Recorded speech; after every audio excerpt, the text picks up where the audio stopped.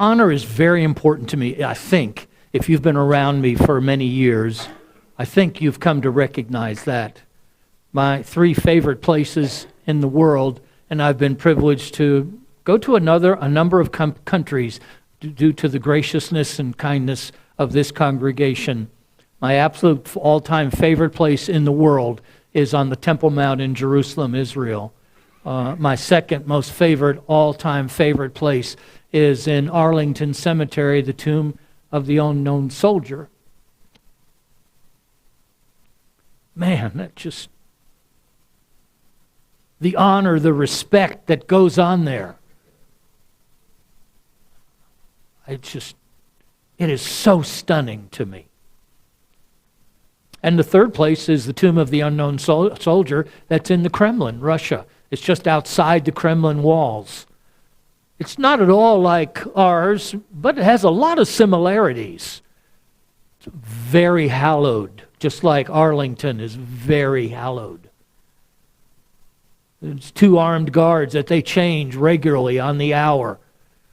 Takes place on Moscow, takes place in Arlington. Ceremony. Weddings. It's one of the reasons I enjoy weddings so much. Yes, because it's picturing the day, the event that is about to come. And that is the wedding, the marriage supper of the Lamb, and the beauty of the moment, and just the appearance, and everybody's dressed for it, and all the attendants, and I love those. And that can happen for me at funerals. I'm not talking about the tragic death that is real hard for everybody in the room to give an explanation for, but someone who served their life, they've served the Lord, they lived well, they died well. There are people who have such respect for that person in the room, and they give honor to that person. Oh my goodness. Unfortunately, some of you, this is the only thing you may remember that I say today is those kind of funerals. I love those kind of funerals. Aren't they sad? Yeah, of course they're sad. Honor. Oh, it moves me. So, how do you honor someone biblically? I'm thinking biblically. Honoring is a biblical reality. If you just take the word honor and search the New Testament, you'll find it, I think it's exactly or around 50 times. You'll find that it is used.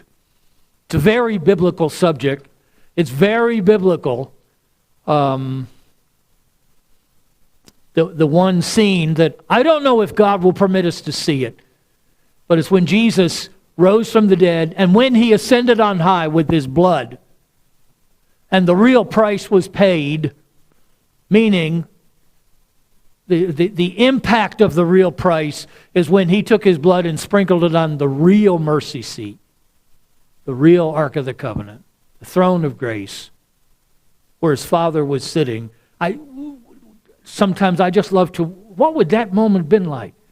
I think the song, I can only imagine.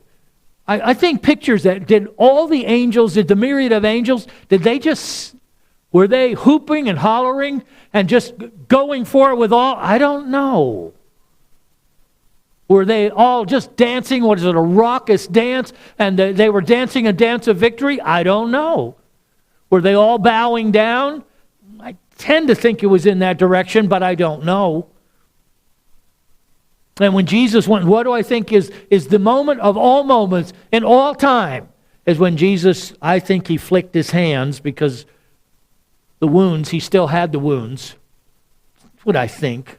They may have gone into a bowl and he presented his Father a bowl. It's okay. The blood of sprinkling, it's referred to several times as the blood of sprinkling. You talk about honor. Oh my goodness. It's very biblical. Romans 13:7, there's a version of this. This is the Amplified version. There's a rendition of this that I've put on the sign out there, Josh Smith, because my intention is to paint a picture of how biblical honoring is, and in your own life, when there's other occasions, draw upon biblical principles. And we want to draw upon it today because we have one who is He told me this morning that I have pastored him for 23 years. God bless Josh Smith, that he's tolerated 23 years. My goodness.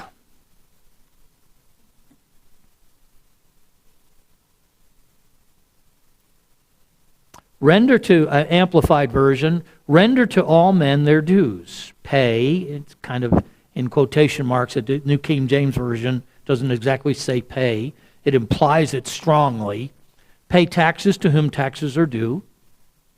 Revenue to whom revenue is due. Respect to whom respect is due.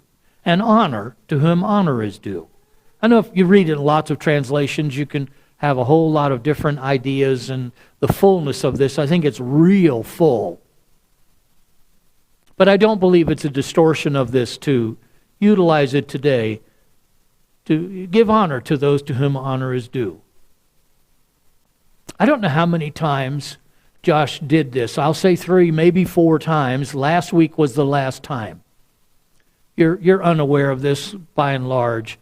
I make a mistake. I do all my work at the house. It's not exactly true. But in preparing for Sunday, I do the vast majority of it at the home. And I make my files on the home, and what's up on the board is done at the house. And then I load it on either little USB drives, or I load it on SSDs, a little bit bigger drive. And I bring it, and Josh takes it off. 3 times for sure, maybe 4 times in the past several years. I've either left it home, I forgot to put it on the drive, I formatted the drive and made a formatting mistake, and so it couldn't be read. And last week, I don't know what happened because I formatted it. I tried to do everything right, and I got my shoulder tapped that Josh can't read it. So he, you notice, took a quick trip. They drove to my house, went in and got on my computer, and he got the files that I should have brought him, and he came here, and he's smiling. Do you understand? It's one of the things he's smiling. It's not, okay, I got it, but don't, Yeah, I'm sure you've had a boss who sometimes has done this for you, okay, I've covered for you this time, but don't ever do that again. Do you understand? You don't have an opportunity to make that mistake. That is trillions of miles away from Josh Smith. It's like he's glad for the opportunity to get to do it.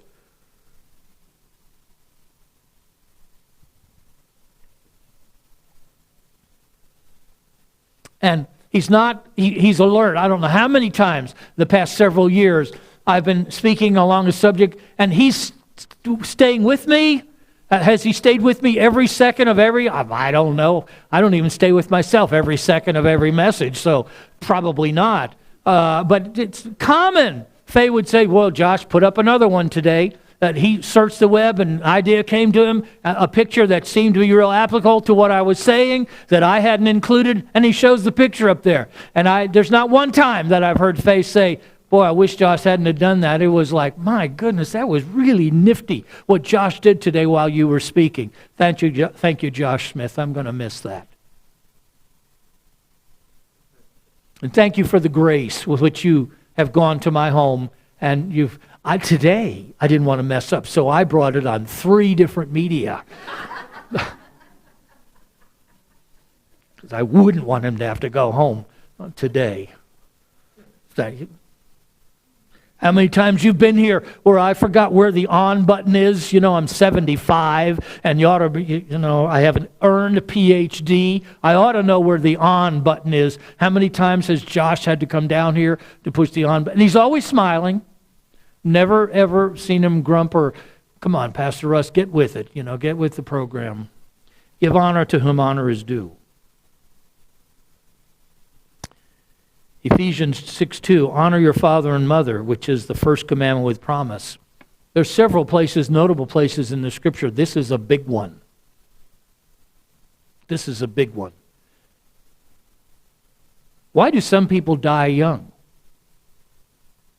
Why do some die young? It's because they don't honor their parents. Yeah, but you didn't have parents like they had parents, or I have parents. The Bible doesn't say honor your father and mother only if they're really good and exemplary. If they're bad, it doesn't apply.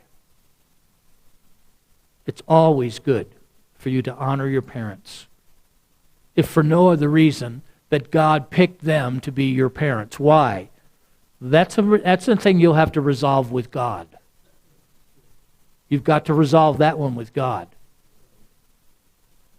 It's a profound thing, but of all the declarations, probably most people who've been in church for a fair amount of their life, they could tell, well, where does the Scripture say about honor? Probably most of them will say, well, it says honor your father and mother so that your days will be long upon the earth. If you're going to do honor, let it be something you feel with your heart. Let it be words out of your mouth. Typically in the Scriptures, when honor is given, it involves the words of the mouth. And Jesus was talking how people tried to honor me with the words of their mouth, but their heart was far from it. That's not real honor. Biblical honor is, it emanates out of your heart, but it does come through your mouth. It is words that are said. There's all different kinds of honor, but a very common biblical form of honor is, it's a package usually. But a very key element of that package is, it is what you feel with your heart. Jesus said it this way, these people draw near me with their mouth, and they honor me with their lips, but their heart is far from me. That's not honor. Real honor involves the lips, I'll say in many cases. Not every case. But whatever the case is, it flows from the heart.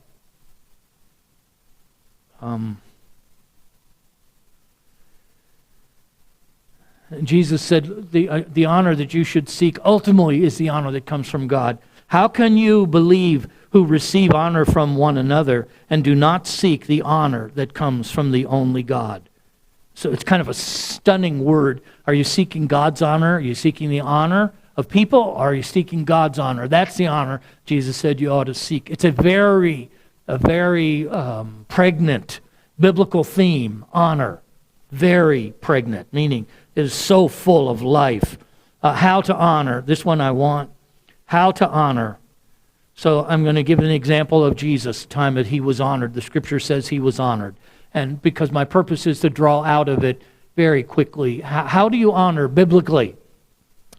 Now, after 6 days, this is toward the very end of Jesus' life. He was up in Galilee. I think he was north of the Sea of Galilee. That's where I believe the Mount of Transfiguration took place. He had just been in Bethsaida, one of the cities way up at the very top of Galilee.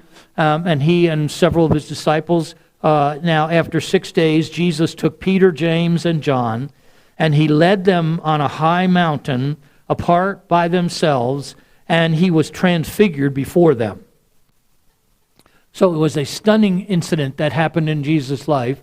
And there were actually two Old Testament figures that were transfigured with him, Moses and Elijah, and they spent time with him and they were talking to him about what was going to be taking place in his life. Very significant time period, very significant moment. Jesus was transfigured and his face, his glowed, and the glory of God was on him, so much so that Peter in this instance felt like we need to build 3 temples, one for Moses, one for Elijah, and one for Jesus, and we'll just stay here. And that was not God's intention at all. But God was setting the stage for honoring his Son. And then dropping to where Peter then, later in his life, when he was writing the book of 2 Peter, addressed that moment. So his immaturity was shown in when the gospel account was his immediate response. Now, seasoned response from Peter, years have gone by, 2 Peter 1:17. For he received from God the Father honor and glory. So what was taking place in this event was many things. But among them, Peter clearly understood he received honor from the Father. Honor and glory. When such a voice came to him, there was a voice, when such a voice came to him from the excellent glory, saying, "This is my beloved Son, in whom I am well pleased." The stage was set. Many times in seeking to honor, you set the stage. It's just a little bit different. Like a wedding, the stage is set. You've got candles, you've got flowers, you have it. Or Arlington, the stage is set and it's a special location and you got to be there on time, or you can't come until it's over, and it's very regimented. The stage is set. It's a magnificent backdrop. It's exactly the same thing in Russia. They have a third guard who is present, who's watching everyone, just like there is at Arlington, but he's sitting kind of at a back where the one in Arlington comes right in front of the people. But the whole purpose is to bring honor and to honor those who have served for our country, and especially in this unique way, those who we don't even know their name. They served, they died, we don't even know their name, but we're honoring them in such a phenomenal way. It involves actions and soldiers. In this way, Jesus, he was transfigured, and there were two very key individuals. I mean, you talk about the elite of the Old Testament, the who's who. These men would have been in the who's who for sure. Moses would have been in Elijah. I'm not sure anybody that you would have picked that would have been ahead of them. You might say, well, David maybe. I mean, there was a very small group. And God did this. And it was all part of a picture. He was saying his son was in essence, this season of his life was over, and he was now going to go from here down to Jerusalem. And he was marching into the new season. And God was wanting to declare in so many aspects, which is all part of giving honor, he was wanting to say, you're right on track. You're right on track, son. I'm so proud of you. So God speaks out of heaven, the voice of God. This is my beloved Son, in whom I'm well pleased. I mean, that's tall cotton. That's just tall cotton. So I see these points. It's just a few of them. A specific place. If you're giving honor, it's a specific place, prepared. This was on a mountaintop with just... and he was transfigured, and it was not just in a mob scene, and it was special. It wasn't common. So there were only a few invited to that meeting. Only a few to observe it. But why didn't God do a specific place? I see in it a gathering of specific people. Relevant.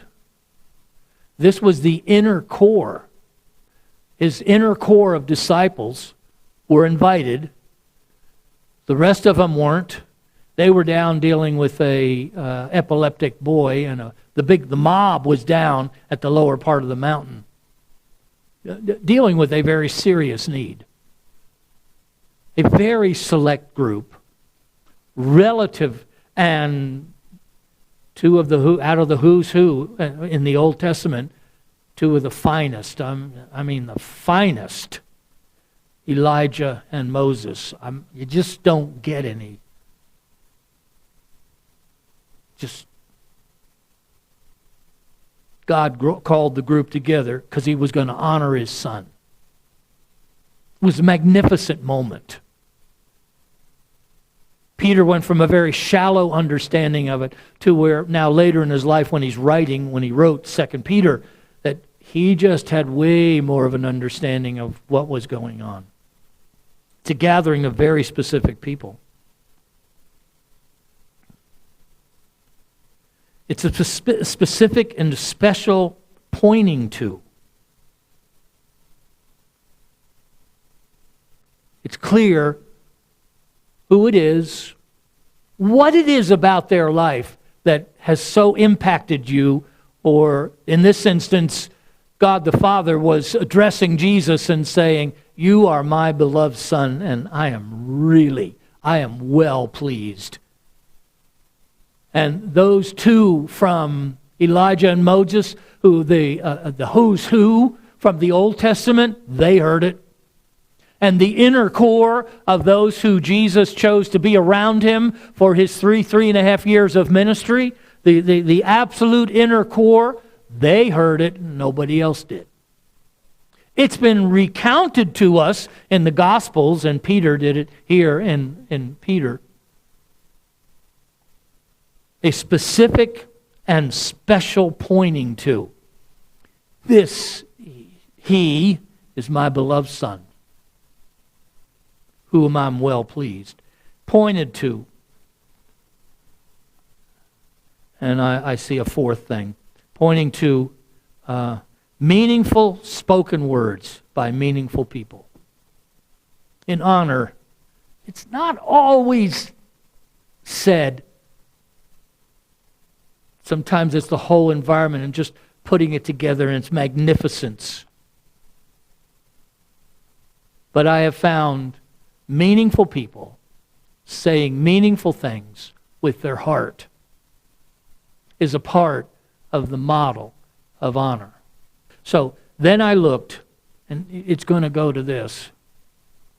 Then I looked and I heard the voice of many angels around the throne, the living creatures and the elders. I mean, that's the real group. And the number of them was 10,000 times 10,000 and thousands of thousands. That means it is such a big number. This is a whole different scenario. This is what Jesus has earned.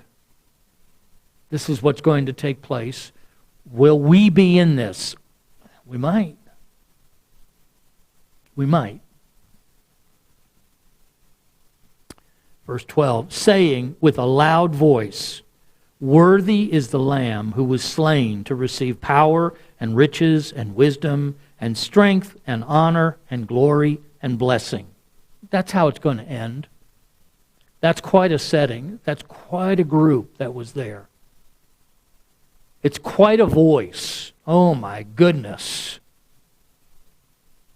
I think those kind of things are just going to go on for so many trillions and trillions of years due to the magnitude of what Jesus has done.